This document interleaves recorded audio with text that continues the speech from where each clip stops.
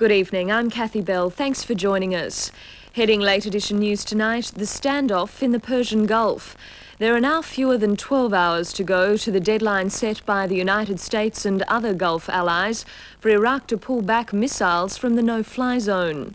The Iraqis continue to resist, saying there's no United Nations resolution covering a no-fly zone.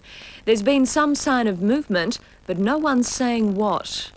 Clouds cover the southern no-fly zone over Iraq as heavy rains and high winds kept some U.S. and most Iraqi planes out of the skies.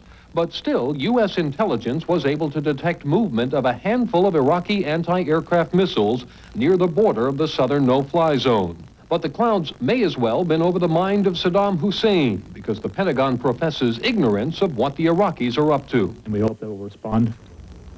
But I'm not going to speculate. Was there any indication whether they're responding? I am just not going to trying to get into it and give you an intelligence assessment of where the missiles are at any particular time. While senior U.S. officials confirm there's been some movement of the offending missiles, they caution the movement may be to evade, not comply. If that's the case, U.S. officials say it would be a mistake.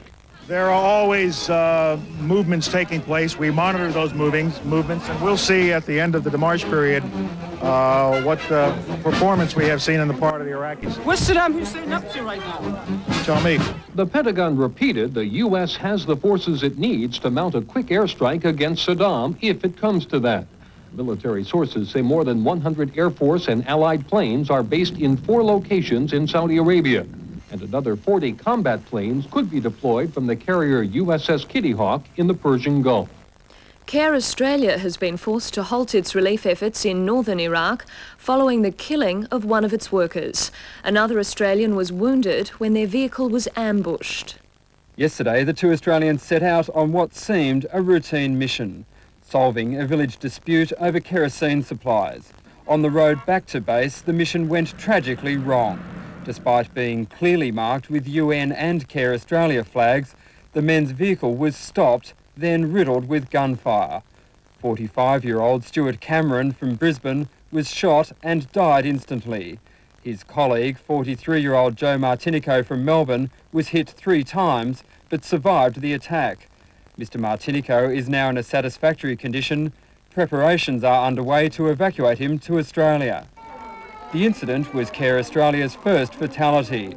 As well as losing a valued worker, it's a blow to the organisation's objectives. We've got a lot of staff overseas, about 100 staff overseas, and it's affected them quite badly. I mean, everyone's shocked today that a friend and a colleague's been shot. Care officials can't explain the attack. It appears to be the work of Kurds rather than Iraq's armed forces. The organisation has now been forced to abandon its crucial role in the winter relief project until security of aid workers can be guaranteed. Gale force winds continue to batter the Shetland Islands, again raising fears that the stricken tanker's back will be broken and the rest of her cargo spilled. Repair crews have been unable to get to the Brea because of the rough weather. Oil continues to pour out and about 20 kilometres of the coastline is now covered by the slick. Some 2,000 birds have been killed and just 40 saved. Mother Nature is also wreaking havoc in another part of the world, Mexico. At least 10 people have been lost in floods and landslides triggered by heavy rains in Baja California. On the Mexican banks of the Tijuana River, stories of death and loss. The flash flood gobbled cars, tossing them like a tornado of water. 9 people drowned. Another man, trapped by flooding, died of a heart attack. Ramirez, his mother and father, engulfed by fierce currents when the raging river tore part of their home right off the foundation. I hold on to my mom as hard as I could. 2 blocks away. I got tangled.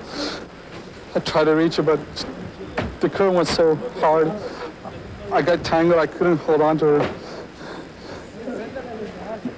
All I can grasp was her sweater.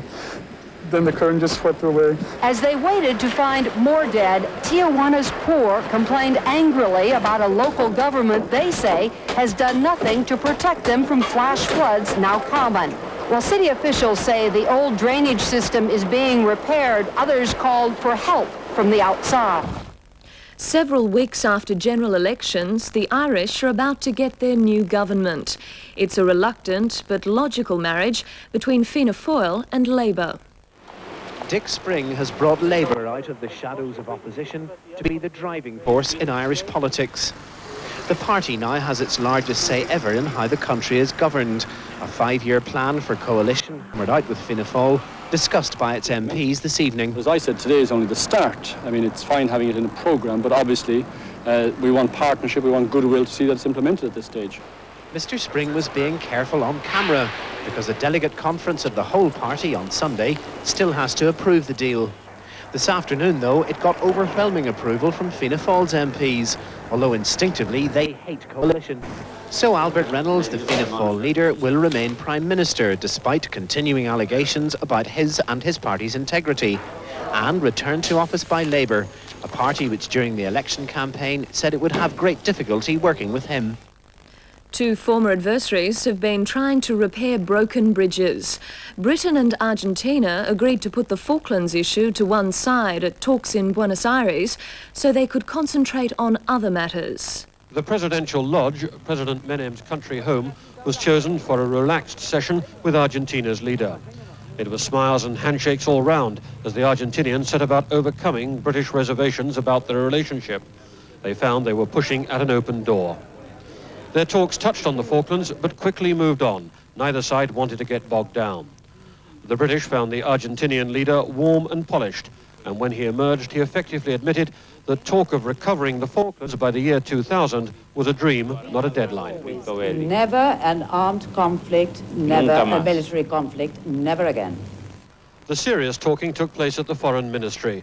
The Minister, Mr. de Tiller, has refashioned his country's policy, seeking international respectability. And with the Falklands safely set aside, they found much to agree on. They were rebuilding, said Mr. Hurd, an essential friendship. To finance now, and despite the release of figures showing continued growth in housing approvals, it's been another losing day on the stock market. The All Ordinaries Index dropped 28 points and has lost 4% in 3 days. Meanwhile, the Australian dollar seems to have sailed out of immediate trouble. To show business, and Bill Wyman is no longer a rolling stone. But although he's quitting after 30 years, he certainly doesn't intend to gather any moss. Well, I did tell the guys almost 2 years ago that I didn't really want to do it anymore. There came a time in my life when I wanted to do other things, really. And we're still great friends. I still see them and chat to them. But I just really don't want to do it anymore. I've done enough. It's 30 years. What do you want to do? All kinds of things. I've got a very successful restaurant. I'm working on another book. I just finished a solo album. I do archaeology in an amateurish way, and many other things. And I have a private life I want to deal with as well, personal life. In the United States, the rush is on to buy the latest 29-cent stamp.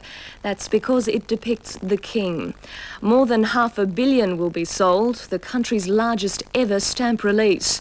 And US Post expects a $200 million profit. The release comes on what would have been Elvis's 58th birthday. Thousands queued overnight at Gracelands, the Presley Mansion in Memphis, and not all of them were locals. People all the way from Belgium to buy the stamps, especially for this occasion. Why? Because they're all Elvis fans. We all like him, and we would like to see him again, but that can't be possible. So the only way we can do it is by buying the stamps. Believe it or not, I'm here to mail all my Christmas cards. I love Elvis Presley, and this is the day that he deserves to get that stamp with his picture on it. Now the national weather for the start of the weekend. Late storms, Darwin and Brisbane, windy with showers in Hobart, mostly fine in Sydney and Melbourne, and fine in the other capital cities. And that's it from Late Edition. Thanks for joining me this week. Clive Hale will be back with Late Edition on Monday. Have a good weekend.